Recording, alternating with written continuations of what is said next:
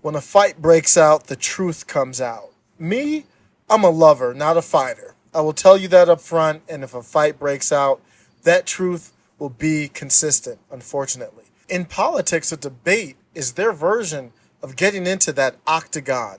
It's why I love debates.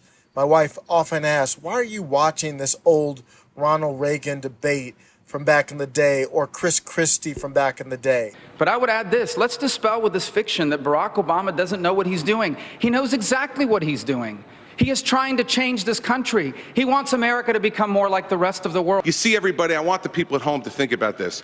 That's what Washington, D.C. does. The drive-by shot at the beginning with incorrect and incomplete information, and then the memorized 25-second speech that is exactly what his advisors gave him. This notion that Barack Obama doesn't know what he's doing is just not true. There it is. He knows exactly what he's doing. The memorized 25-second speech. Well, that's the reason everybody. why That's why there are moments that shine through, and you remember them for the rest of your life, like somebody getting dunked on. Clean up on aisle 3.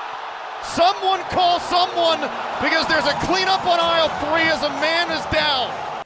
It lives on forever. Before a debate, we get teleprompted nonsense fed to a candidate by their staff.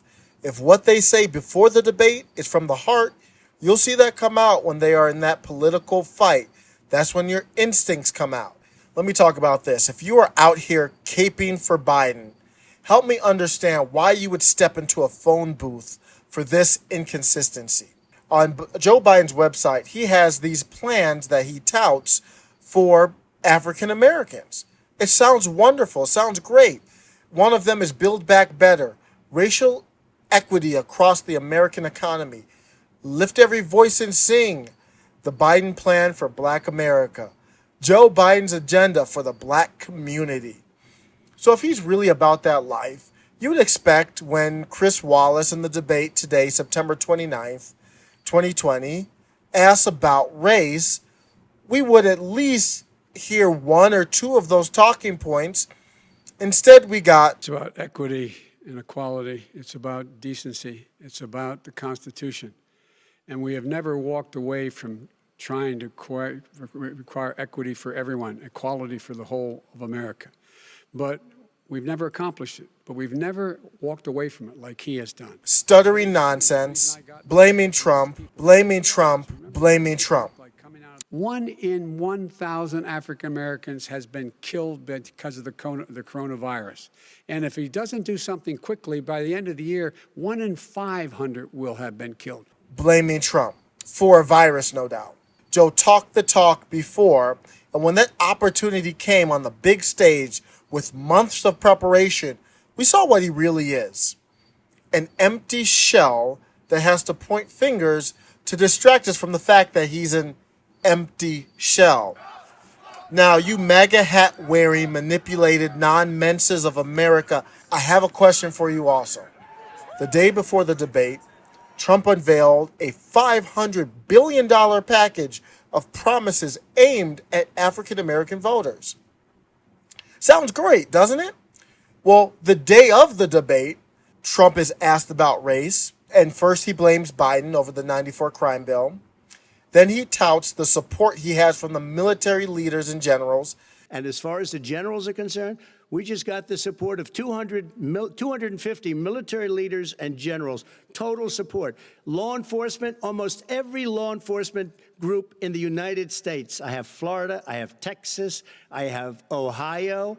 Keep in mind, this is about race and bringing the country together. September 2020 debate about race talked about topics of racial sensitivity training, Biden calling Trump a racist, Joe Biden saying that the suburbs are largely integrated, reimagining policing, Black Lives Matter came up, riots came up. Trump says he will condemn white supremacists, but when given the chance, he doesn't. Breonna Taylor came up. The question was asked, do you believe in systemic racism? Directly asked to Donald Trump. It was never answered, and there was no follow-up by Chris Wallace and no follow-up by Joe Biden. Black people, are you happy? The rest of the discussion about race was about as productive to us as black Americans as Dan Quinn with a 20-point lead in the fourth quarter. Black people, are you happy? There was not one moment that either one of them spoke about what plan they had to bring our country together. Not one moment in which they talked about what they have done for African Americans or to bring the country together. Black people, we have boiled discussions about race into questions about Breonna Taylor, police reform, and platitudes. How about that for progress? I know, we clearly live in dark times, but I'm not going to leave you with despair. I'm going to leave you with a project. You have an opportunity to show courage.